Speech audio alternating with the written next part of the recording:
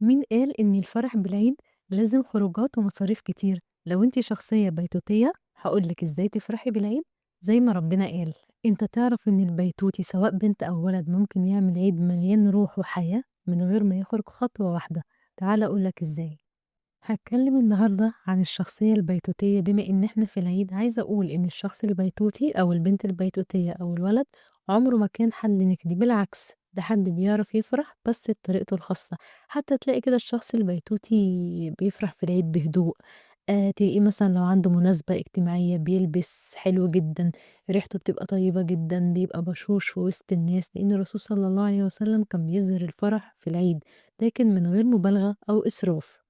طبعًا مش عايزة أقول لِك إن الكلمة الطيبة صدقة، يعني إنك تدخل السرور على غيرك حتى لو بكلمة، كلمة بس، كلمة حلوة، ده في حد ذاته يعني يمكن ده يكون سبب من الأسباب اللي يدخّلك الجنة، ما حدش عارف يعني لا نحقرن من المعروف شيئًا.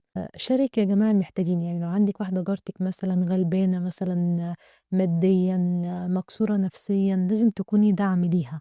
صدقيني العيد بيكون أحلى لمّا بتشاركي فرحتِك وبتشاركي الناس. دايمًا حتى الإنسان لمّا بيدّي لحد هدية، عايزة أقول لِك إن الشخص اللي بيدّي الهدية بيكون فرحان أكتر من الشخص اللي خَد أصلًا اللي جات له الهدية، وده فعلًا يعني اتثبت بدراسات علمية كتير أوي، إني أنا لو أنا رايحة أجيب لِك هدية، فأنا بافرح أضعاف ما أنتِ ما بتفرحي، على الرغم إن أنتِ اللي واخدة الهدية. لكن سبحان الله وسبحان من جعل يعني يكون العطاء ده سبب في إن هرمونات في جسمنا ترتفع، من ضمنها هرمون السعادة، وإن إحنا يبقى عندنا عطاء عشان يحصل تكامل وتكافؤ وحب ونبقى متحابين.